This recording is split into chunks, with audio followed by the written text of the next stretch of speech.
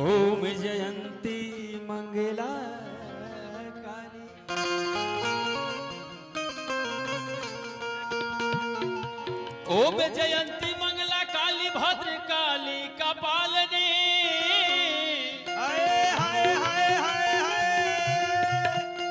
दुर्गे क्षमा शिवा धात्री। धन ह देवता धन ह। स्वः सौधा नमस्ते।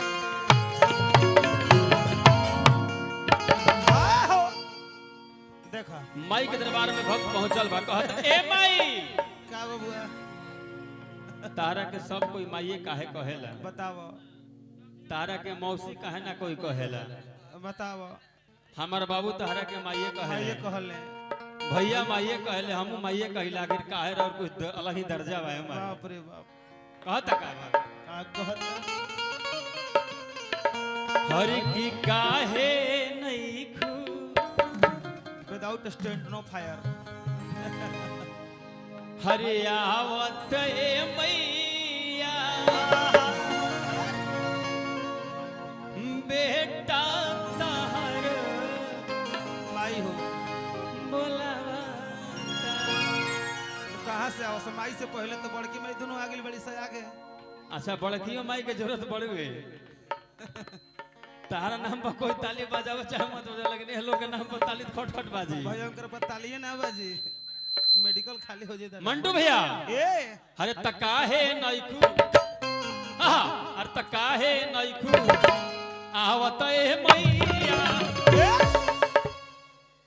कहे के काबा का कहे अरे तकाहे नइखू आवत ए मैया अबे बेटा तोहरो लावो काहे नइखू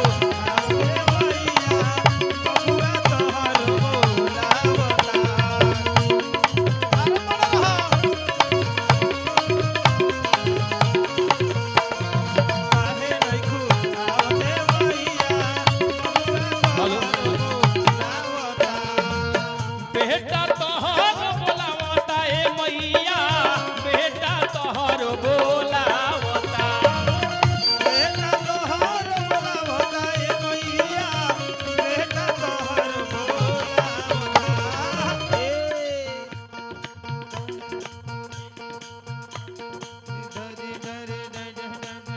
हेलो एक केयर सर्विस बीके बियर की तरफ से 1000 पुरस्कार बहनी चालू हो जिंदर जी दुकान के बहनी बहुत बढ़िया भइल बा। बीके बियर के बहनी भइल बा। का कहनी है बेटा तोहर बोलावता ए मैया बेटा तोहर बोलावता। बेटा तोहर बोलावता ए मैया बेटा तोहर बेटा तोहर बोलावता ए मैया बेटा तोहर बोलावता। तो काहे नइखू अरे काहे नइखू आवत ए मैया बेटा तोहर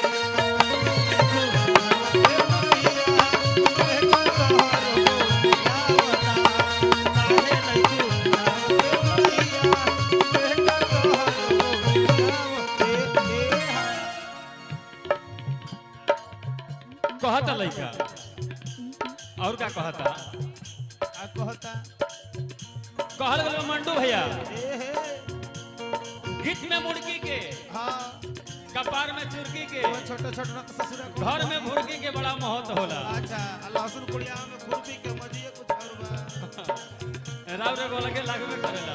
धन हा देवता देखा है मंटू भैया देखी देखी भाव बना दिले बड़ी मुर्गी मारे खाती लेकिन इहो ने ये समझ लिया कि मंटू भैया के चटी हो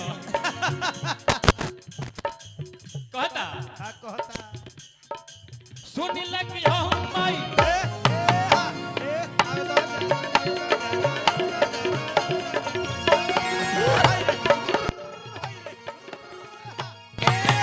जो गिर गई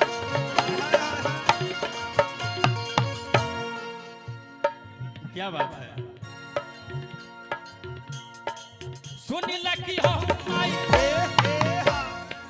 बड़ा कहानी हो हमारा बताया करो तबे हम जानी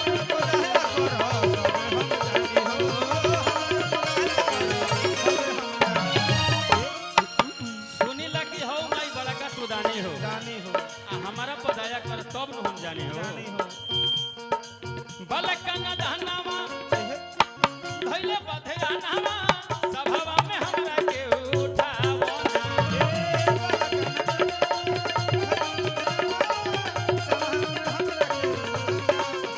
बलकन धनावा धैले बधया नामा सभावा में हमरा के उठावो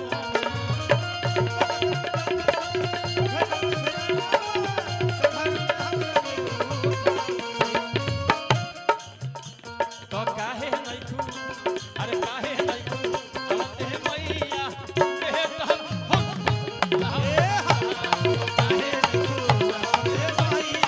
हे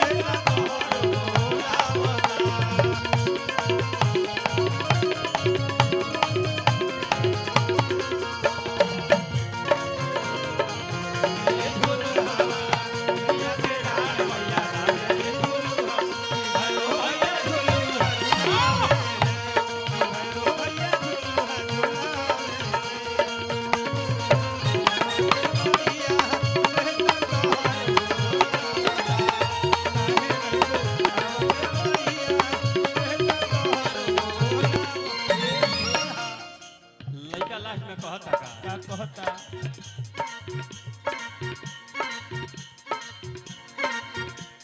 समय के हिसाब से सब मिली आए हाय भजन में भावे जाता रहे तो ठीक रहेला हंस की सवारी को के अरे जिया जिया जिया हाय रे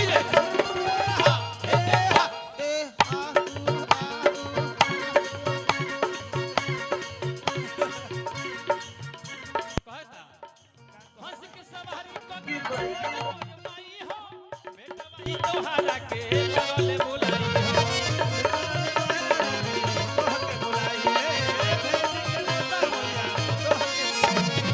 हंस के सवारी क के आजा हमर माई हो माई हो बेटवा ई माई अब तोहके बोलाई हो हाय हाय हाय हाय हाय बालक न दानवा भैया बधया नहवा सभावा में तोहरा के बोला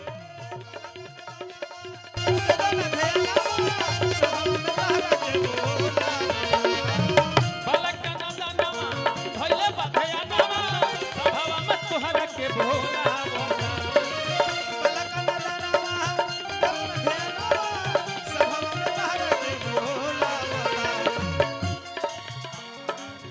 मंटू भैया अरे तो काहे नइखू चली अरे तो काहे नइखू आवत ए